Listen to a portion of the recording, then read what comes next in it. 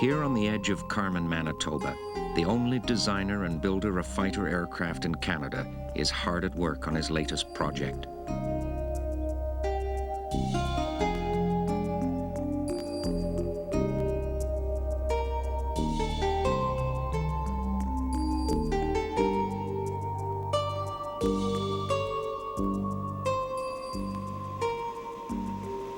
Well, the wings come into this section right here. I was just getting around to drawing that. They come in right above the boom here. And the struts come from the bottom of the wheel to catch the wing. And the propellers and the engine are mounted in the back so that the whole center line is free, so that when you're shooting, you can shoot center line. In other words, you aim the airplane, and where you aim the airplane is where you hit. So that you don't have to allow for the ordnance being out on the wings and converging. As the new fighter begins to take shape on the shop floor, Bob Diemert is confident it will do no less than change the course of modern warfare. If we had 5,000 of these airplanes, the Canadian Armed Forces, as small as they are, could stop an armored drive, a Russian armored drive into Europe, all by themselves. And the cost compared to the F-18 would be, well, it's not in the same ballpark even. You know, we would have saved ourselves about $3.5 billion.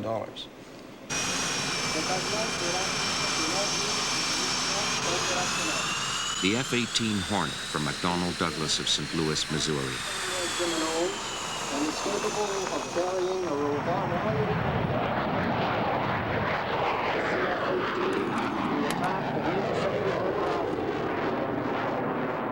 Diemert is well aware that to sell his own fighter to the big military spenders, he must outmaneuver some of the most expensive aircraft in the sky.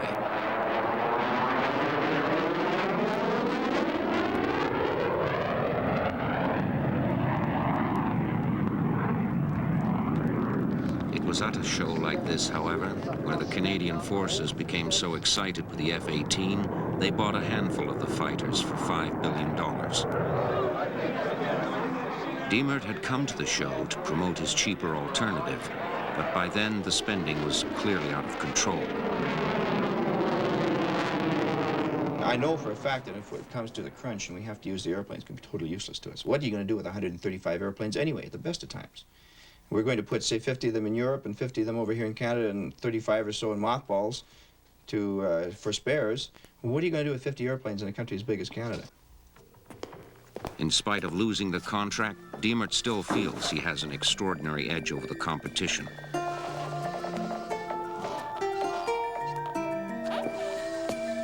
He plans to sell the Defender for 900 times less than the F-18. For the cost of 135 F-18s, the Canadian forces could have bought 150,000 Defenders. We have to have some means to balance the massive conventional military arm of the Russian military. And that's where the Defender comes in.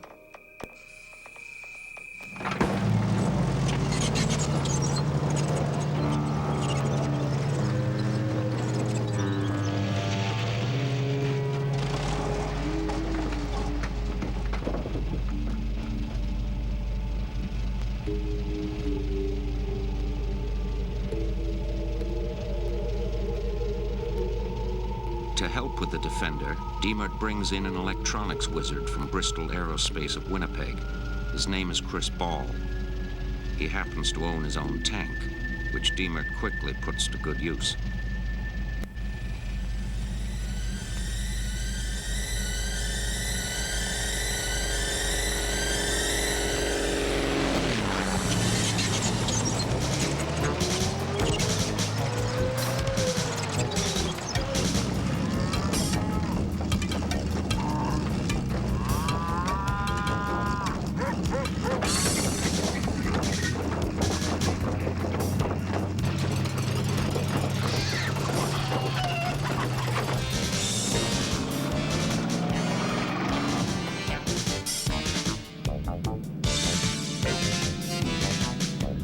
With the tank and a small airplane borrowed from a neighbor, they hope to prove the basic theory of the Defender. To hit a very slow Russian tank, you need a very slow airplane. From a supersonic F-18, you couldn't even see a tank, let alone shoot at one.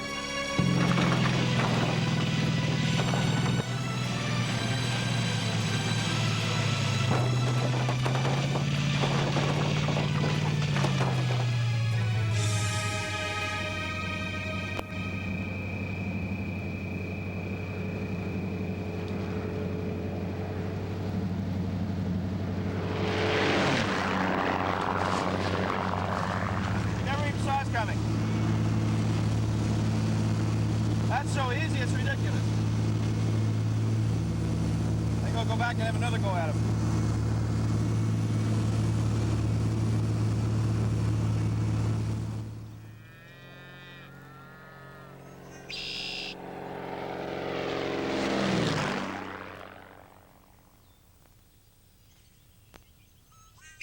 Diemert lives on the edge of Carmen in a house he designed and built himself. During a hot spell, he dug a hole in the living room floor and put in a swimming pool for the kids. The bottom of the pool was too bumpy, so he laid down an underwater carpet, making it perhaps the world's only living room swimming pool with wall-to-wall carpeting. And you don't figure the British ships could have held them all off? There's no way. How would you defend yourself against 5,000 defenders? Well, I know it wasn't 5,000, but look at what happened to Torpedo Squadron 8 back in the Battle of Midway in World War II. They suffered 100% casualty. Sure, because they went in small numbers and got clobbered because they were going up against a superior force. But if you go in with that many airplanes, they couldn't shoot at you fast enough. They wouldn't have enough rockets or enough guns to train on you. You just simply swamp the defenses. Speak! Speak!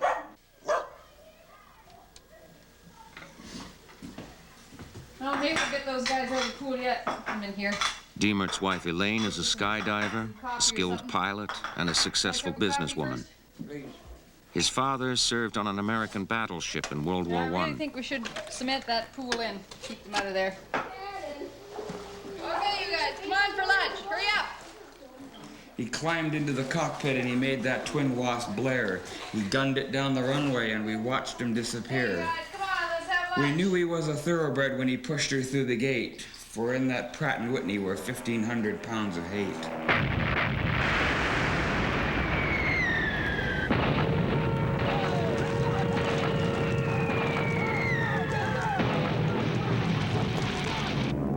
Diemert first flew into combat during the filming of the movie The Battle of Britain. Desperately short of authentic airplanes, the film's producers showed up one day in Carmen. Diemert was at work on an old British Hurricane he'd rescued from a farmer's field.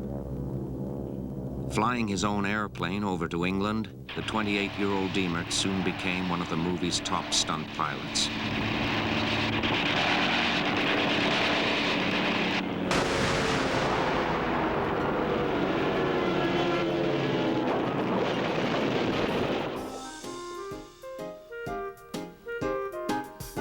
After his success with the rebuilt Hurricane, Diemert began to travel the world in search of wrecked aircraft. He brought them to Carmen as scrap and sold them to collectors in perfect flying condition.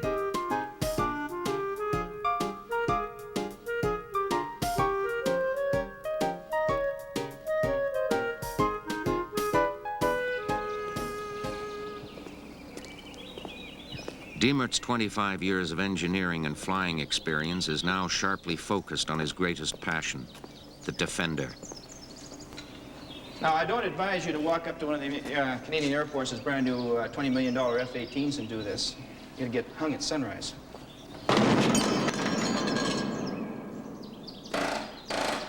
Diemert has decided the slow-flying Defender will have to be heavily armored like a tank.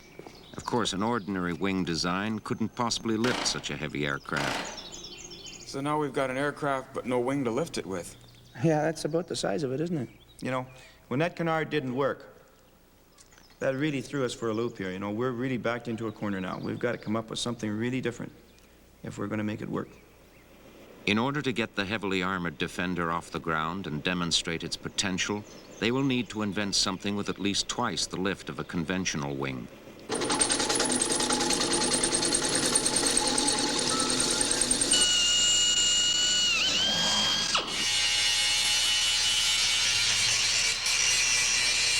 Okay, let's get this cool thing in the wind tunnel and get it tested.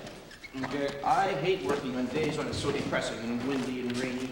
Sections of wing are first designed and built. Then, in a series of aerodynamic tests, their lift performance is examined in the wind tunnel. Up to our ears of snow drifts and cold weather.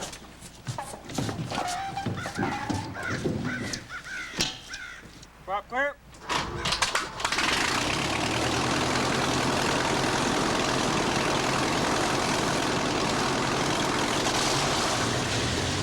steady blast of air is sucked through the tunnel over the wing section. Its lift performance is then measured on a pair of calibrated instruments at the back.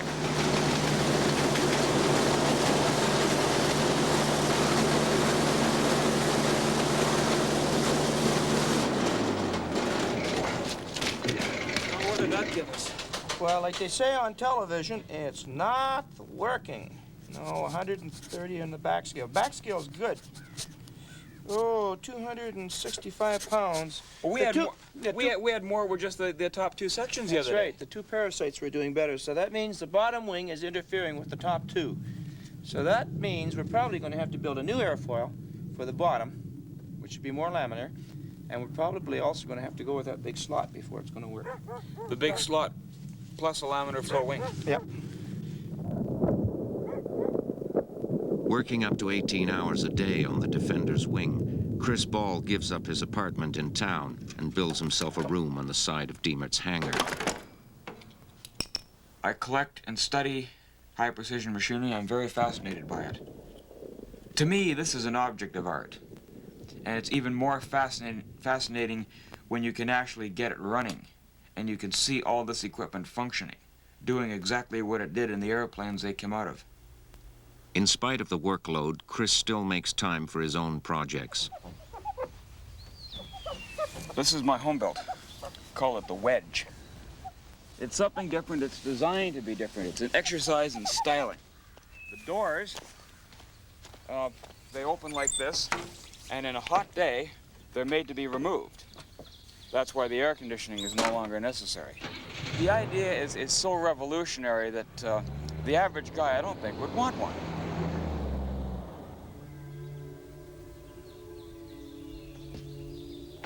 Chris has his own fighter concept.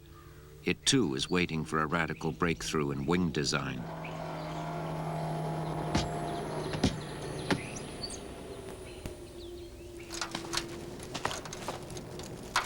After testing the Defender airfoils in the wind tunnel, they are mounted on a high-speed platform and taken on a journey to the very limits of the aerodynamic envelope.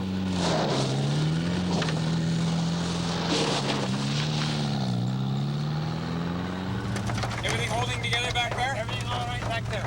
Okay, 45 indicated airspeed.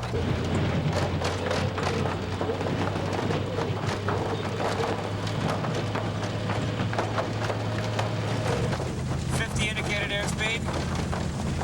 55. Going for 60. Coming up on 60. We got 60 indicated airspeed. Geez, Bob, ever hanging on back there?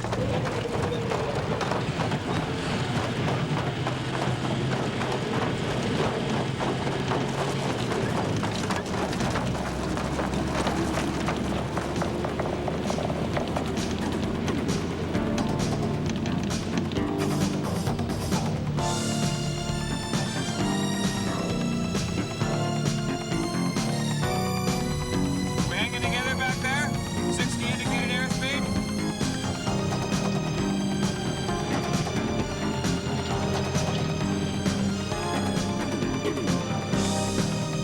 65 indicated airspeed. 70.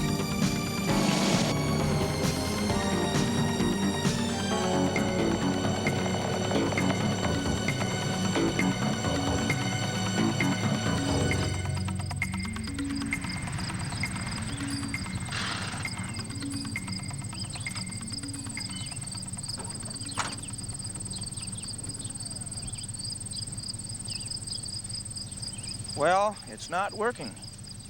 Seems to be turbulence or something in between the bottom two planes. And I don't know, it's turbulating and it's just not coming through. I guess we're just going to have to sit down and do some serious thinking about this thing.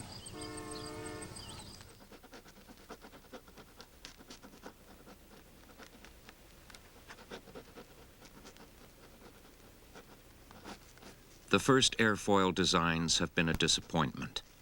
But then Diemert expects to learn from trial and error, as he always has. Growing up on a small farm, his mechanical skills were almost entirely self-taught.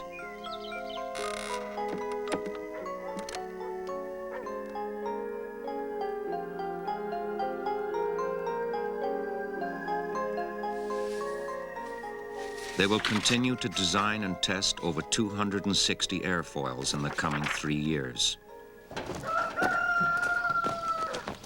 One of these times we're going to get something that's going to work. The trouble with building wings, you work for a day and a half or 2 days to build a wing, and the wind tunnel shoots you down in 30 seconds. Figure this one will be it? Who knows?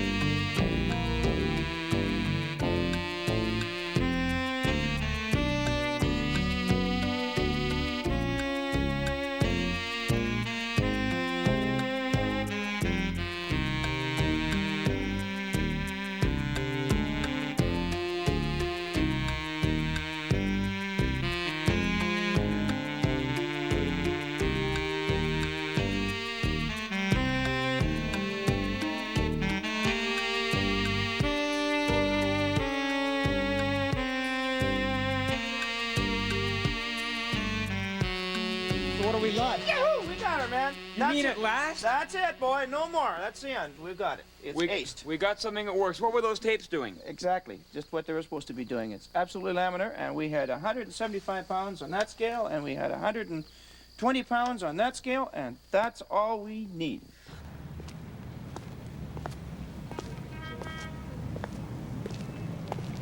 After 3 solid years of research and testing, the design of the Defender is now complete. The drawings have been submitted to the Ministry of Transport, and now Diemert has arrived in Winnipeg to collect the Defender's certificate of airworthiness. Diemert's relationship with the government, however, has been on a steady decline for 25 years. What you people are trying to do is to completely destroy anybody's chance of building an experimental aeroplane in Canada. I think it's not unreasonable the Canadian public require that you do not have armament when you test. Well, certainly, nobody's questioning that. We ask that you wear a parachute. Is that unreasonable? Yes, it is. Because I pointed out to you that it's impossible to parachute out of that airplane. And yet you said you had to wear a parachute. Now, the reason you said to wear a parachute was not for my safety. That was for your safety, fellow. Because if something should happen to me, you can turn around and say, well, look, I said he had to wear a parachute. That's why the parachute in the Defender is a total waste of time, because there's no way to get out of that airplane. You know that as well as I do. You've got a propeller 3 feet behind you. There is no way to bail out of that airplane. Your only protection in that airplane, and the best protection, which I have proven, is the design of the airplane. And if you people weren't so stubborn, and that's the only word I can call it, you would look at the design and say, hey, just a minute. This guy's maybe doing something here that's very interesting. Because he walked away from an accident that would have killed anybody in any other airplane you've got in any other country in the world. But you're not interested in that. The approval situation is further complicated by the cataclysmic fate of one of Diemert's earlier fighter designs. And we saw the machine lift off the ground, and I was just forming the thought, well, it actually flies. And the next thing I knew, it had pitched up and was pointing vertically up in the air and fell back on itself and hit the ground almost vertically, nose first. And there was a resounding thud, and you could hear the propeller disintegrating. It flipped over on the runway and nose down, and all the way down there, I ran down to the airplane, and I wasn't sure what I was going to see. What I did see was him crawling out from under it with blood all over his face, but at least he was alive. I caused the accident. There was nothing wrong with the airplane. I caused the accident because I was searching out the limits of the longitudinal stability on the airplane, and I exceeded the limits. I didn't do it intentionally. I'm not that stupid. But before I was going to go fly that airplane, I wanted to know what it was going to do. Now, it was I that caused the accident, not the airplane. Mind you, the airplane does have a very narrow stability feature. All canards do. That was understood beforehand. And the airplane proved to be completely unacceptable. Diemert is declined the certificate of airworthiness. When I get ready with the Defender, they're either going to have to come across with a license for the airplane or they're going to have to lock me up. And they're going to have an awful hard time to lock me up.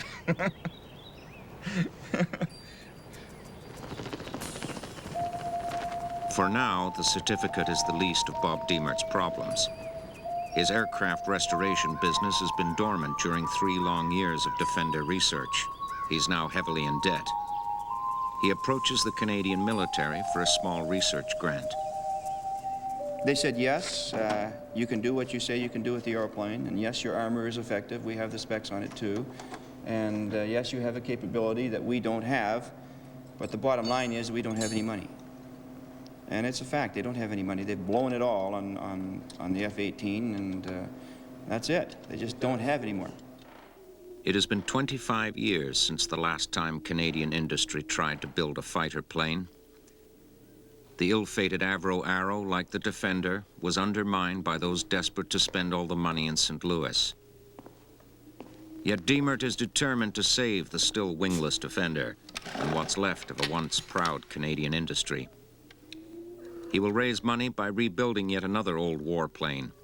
But first, he must find sponsors with unlimited resources.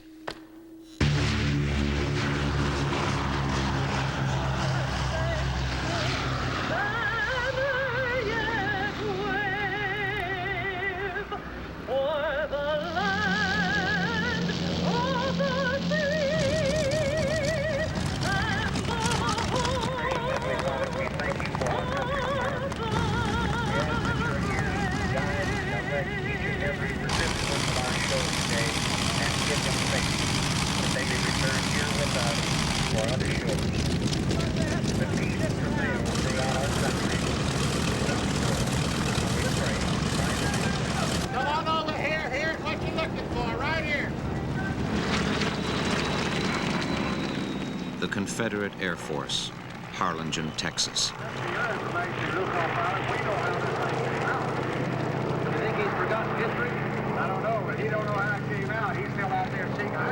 They stage an air show once a year to reenact the great aerial conflicts of World War II. The Battle of Britain, Midway, Guam, and of course the ever-popular bombing of Pearl Harbor.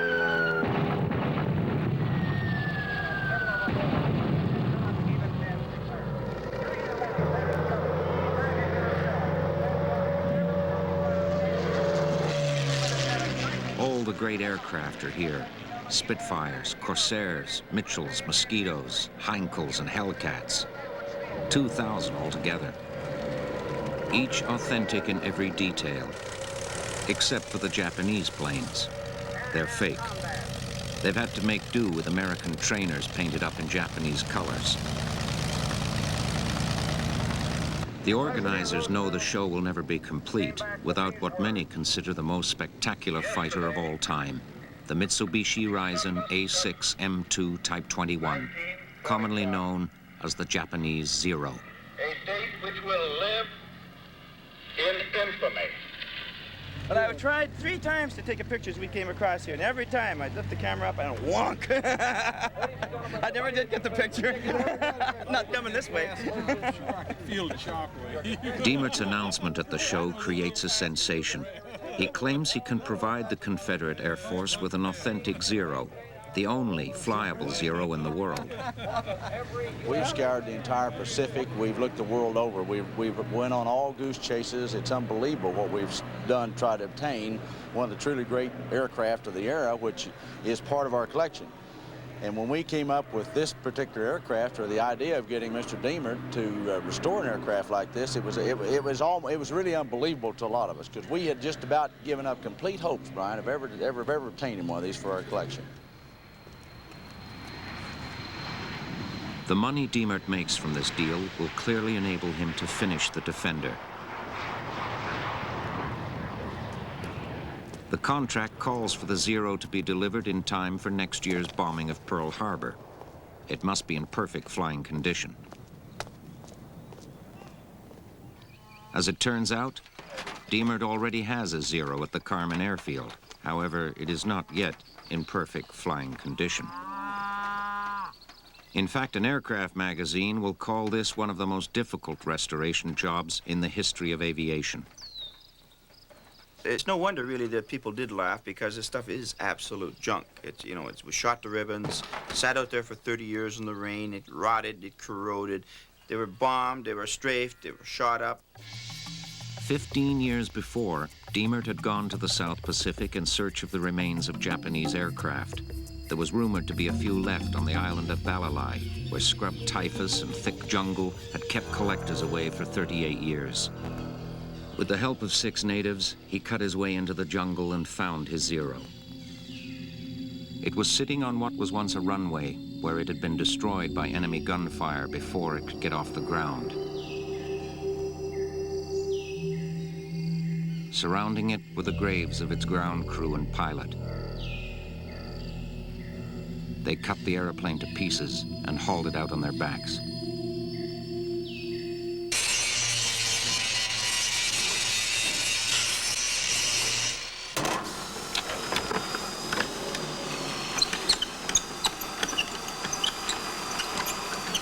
Working in his small shop with basic tools, they begin a restoration job considerably more difficult than building an entirely new aircraft from scratch.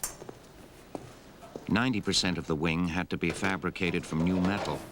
The original Japanese magnesium had simply dissolved in the jungles of Balalai.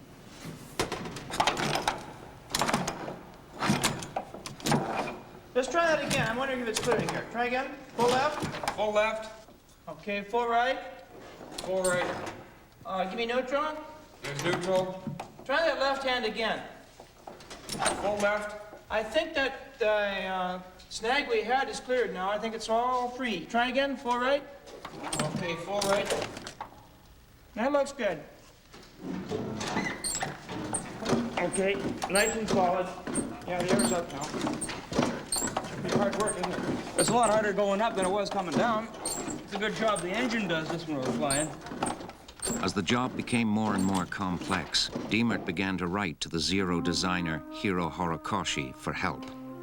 Horikoshi sent his assistant to Carmen with the only set of blueprints left in the world. Without the drawings, the job would have been hopeless. 25.5 degrees. Let's see.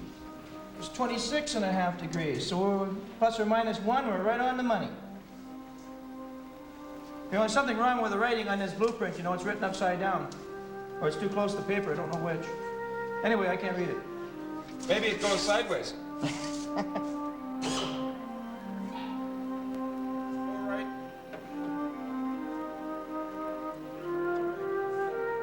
Well, you got the same thing. 25.5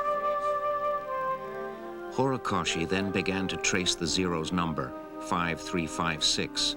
It had been flown from the carrier Z Akaku by an 18-year-old pilot.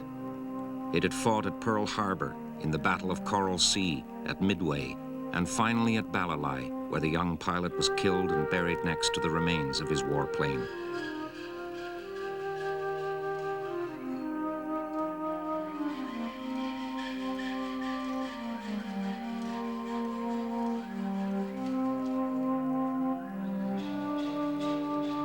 Diemert's contract with the Confederate Air Force called for completion within a year. It has now taken 2.5, and the end is nowhere in sight. Progress payments from Texas have been suspended. There is barely enough money for the materials.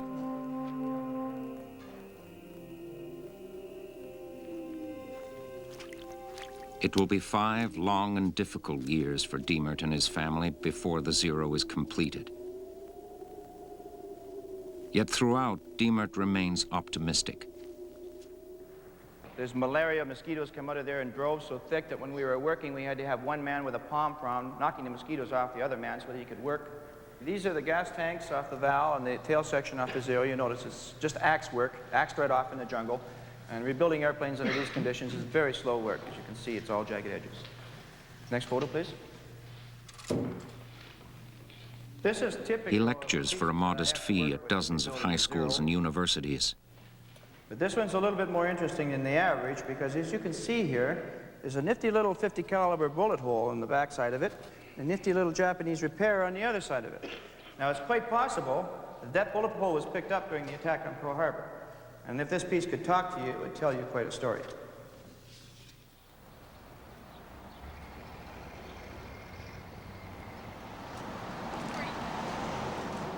Bob's wife Elaine is equally resourceful.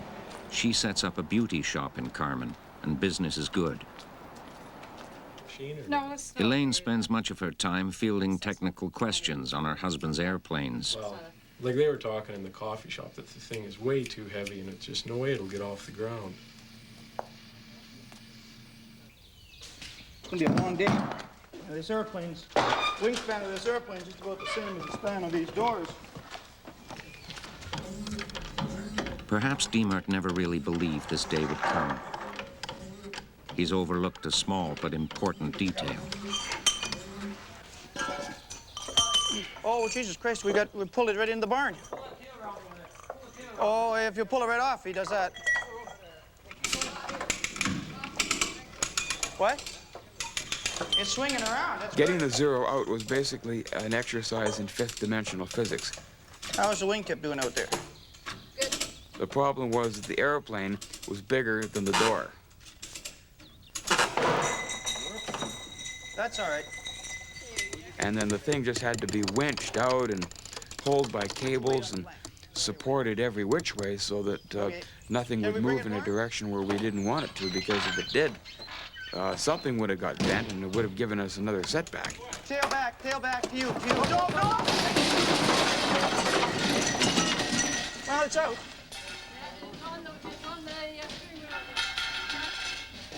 You know, we may laugh a little bit at what we're doing here, but the test flight in this airplane, when they test flew this airplane, you know how they hold it out the airfield? The first Zero? Behind an ox. Is that right? Behind a water buffalo. The most advanced, technically advanced airplane in the world, and they hauled it out to the airfield for the test flight behind a water buffalo. Okay, I've got it now. Good. Keep her coming, a little more.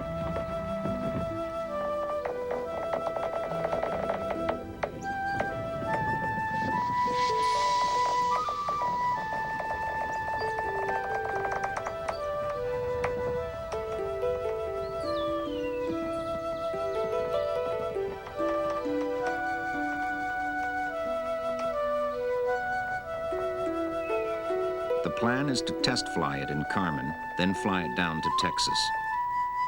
First, however, it needs a certificate of airworthiness.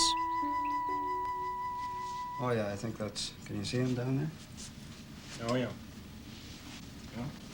He's just on time. That doesn't give you the right to interfere in my private life. The ministry and you people are set up here to protect the general public. You just said so. Now, off the end of my runway, there's not even a house for 7 miles. Nothing but gophers out there. Who is it you're protecting? If it's perceived as being an infraction or an infringement on your individual freedoms, that's unfortunate. But unfortunately, that's the way the law is written. Every aircraft that flies must have a flight permit. But it's also totally unacceptable. Well, that may be, but that's certainly... And that's the point that I'm fighting. You have to speak to the Parliament of the country to change that. Diemert is declined the certificate of airworthiness. The Zero had to be completely torn apart and put on a truck for the long haul to Texas.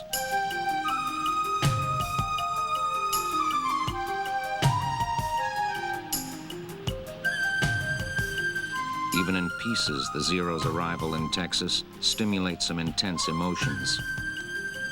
We have to fight for this liberty we enjoy. We cannot let our guard down.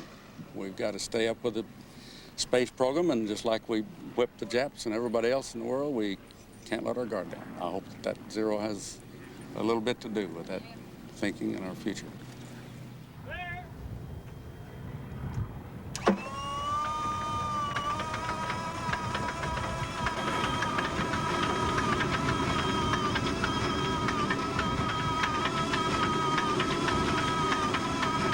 Not getting any gas, Doc.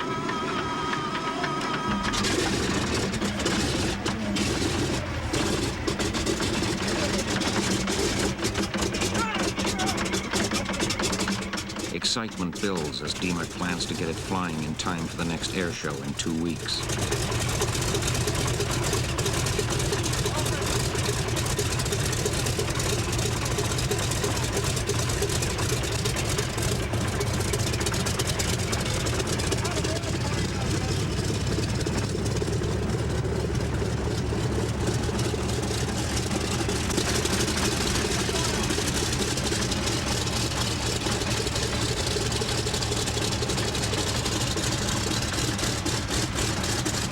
At first, the problem sounded like a few dirty spark plugs, but to Diemert's highly trained ear, it began to sound a great deal more serious. The engine's fresh oil has quickly blackened and filled with metal shavings. And that's only half of it, Tommy. I lost half of it on the floor when I took the carburetor apart. The transfer tube was plumb full of water.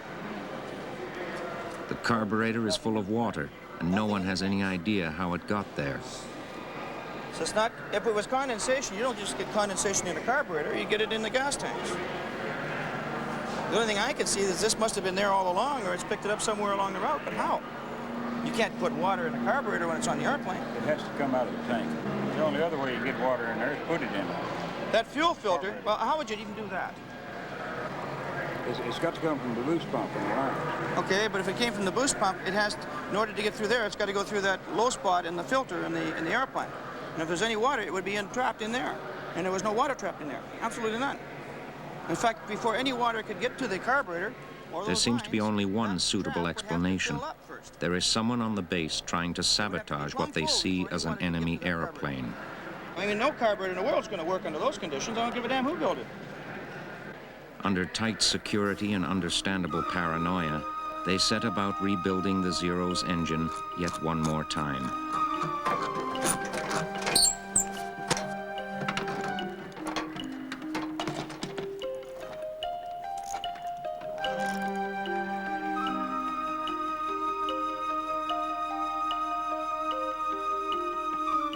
Surrounded by the remains of American bombers, they often wondered if this wasn't simply the wrong place to try and coax an old Japanese warplane back to life.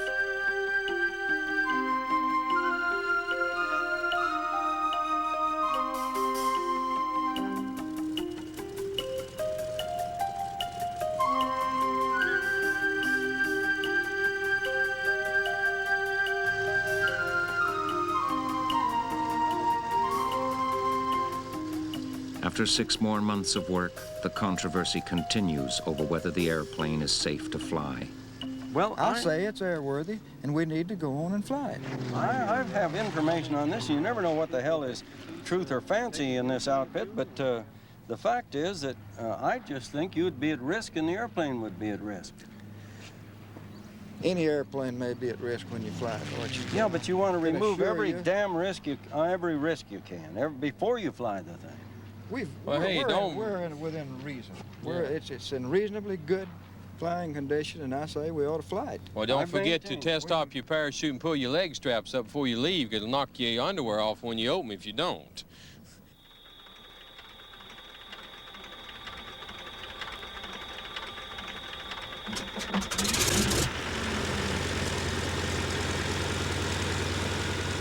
The Confederate Air Force's chief test pilot, Lefty Gardner, decides to fly the airplane and settle the debate once and for all. It was an incredible sight.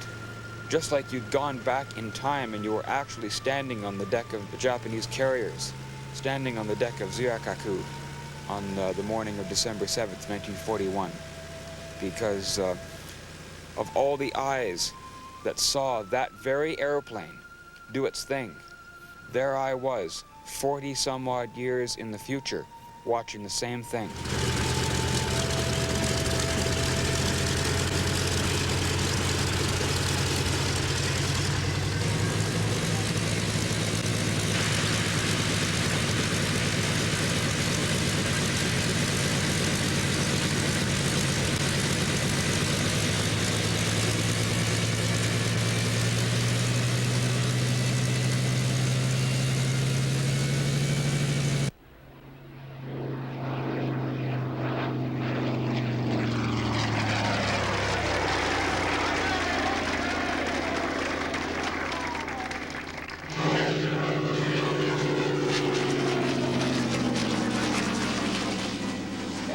look at Lefty climb. Look at that thing go. Man, look at that. Wow. He's still dragging that gear, and he's going like everything. I wonder what's wrong with the gear. Why is he He's got a small hydraulic problem. I wonder if he knows it's down.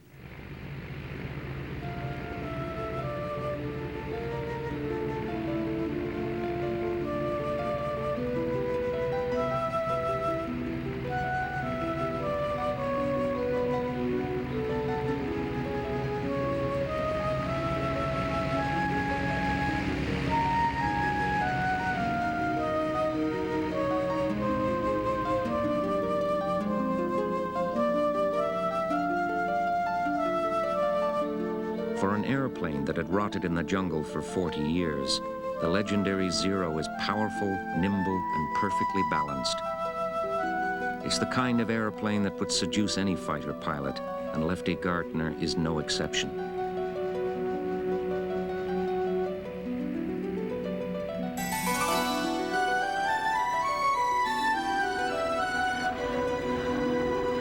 Look out, he did it! He did a roll! He did a roll! First roll on test flight. Only Lefty would do that for a roll on test flight. Oh, look at this.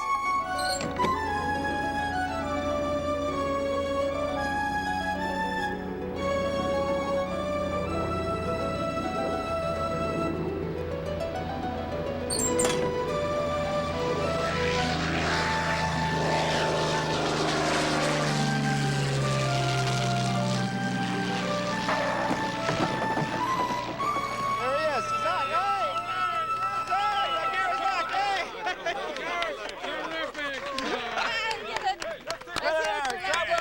Lefty gets these affairs going. He just won't go home tonight. Well, who says it won't fly? Sleep in it all night.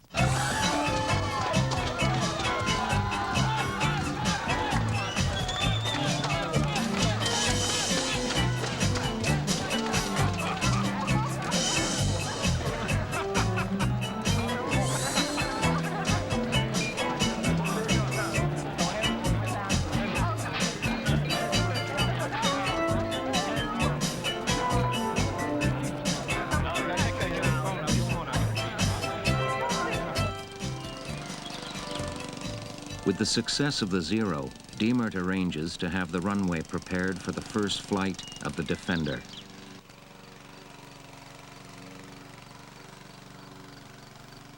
Today, a young fellow named Bright took off at the speed of light. He traveled all day in a relative way and came back last Thursday night.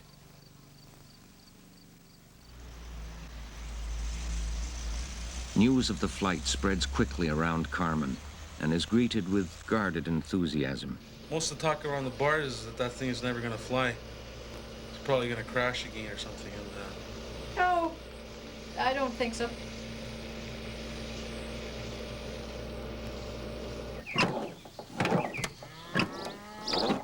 It's oddly shaped, like most airplanes have two wings and a tail, and that's how you do it. And it's, I don't know, the design is just so different, and it's hard to believe that it can fly the way it's shaped.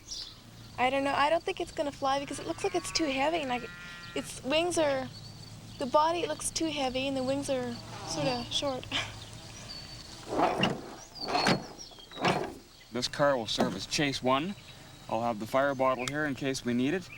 And I'll be tracking right alongside the aircraft so that if anything does go wrong, I'll be there to get the aircraft open, get Bob out, put out a fire if there is one, and hopefully I'm just wasting my time, but the idea is that I gotta be there. And this car is the ideal answer for that. So this is what we use. We're not like Nassau, we don't have a T-38. Switch on, clear.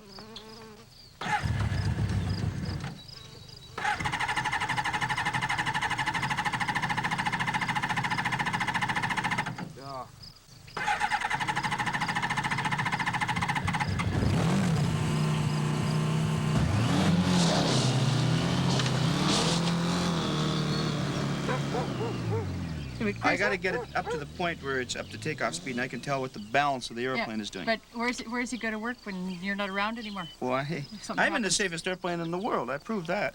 Oh, don't forget, you owe me $5 for dog food from yesterday. Well, I'll be around to pay it. Let's not have any more of that blood and gore and Remember upside now, down the runway this time. if something does happen, you get out there with that fire extinguisher right on the double. Okay, I got it in the trike. Okay. Okay, good luck. Okay, very good.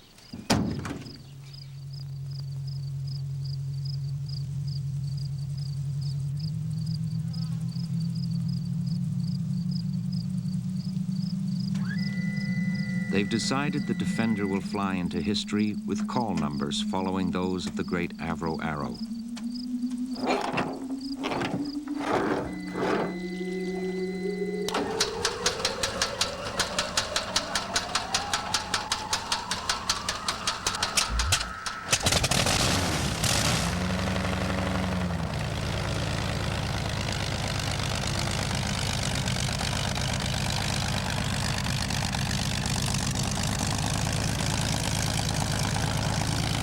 Diemert is keenly aware that Canada's credibility as a builder of fighter aircraft rides solely on the wings of this single Defender.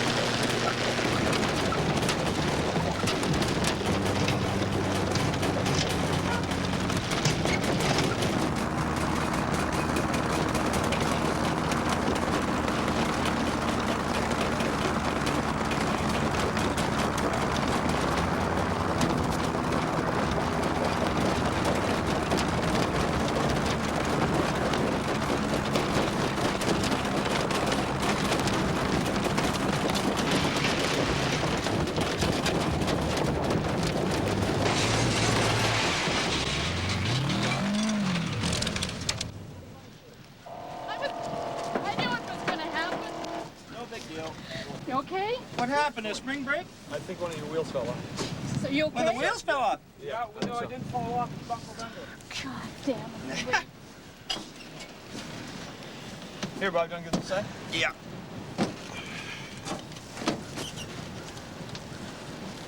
It's more the frame.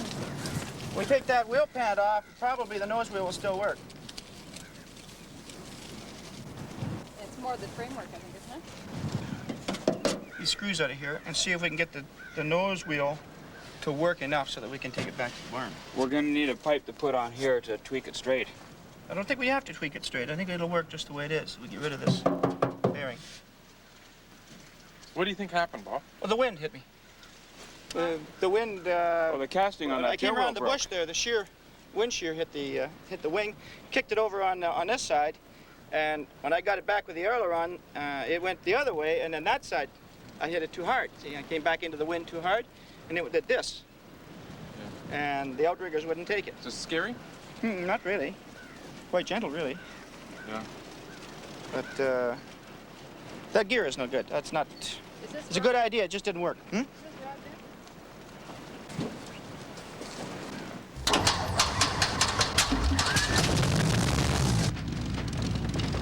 They fixed the Defender overnight and tried again the next day to get it into the air.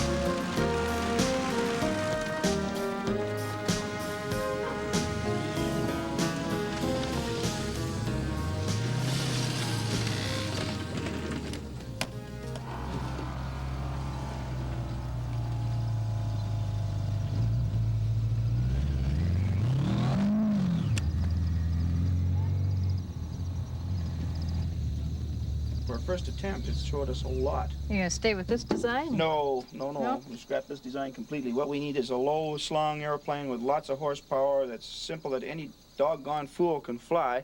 That's certainly not what this That's thing what you is. told me this was. Oh, that's what I thought I was building. It looked good on paper, but it didn't work out.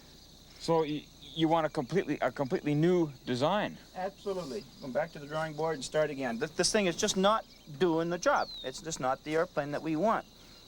Well, good grief, man. We spent 5 years building this thing and fiddling around with it and retuning it and redesigning it. How long have NASA been working on their space shuttle? Here on the edge of Carman, Manitoba, Canada's only builder of fighter aircraft remains hard at work on his latest project.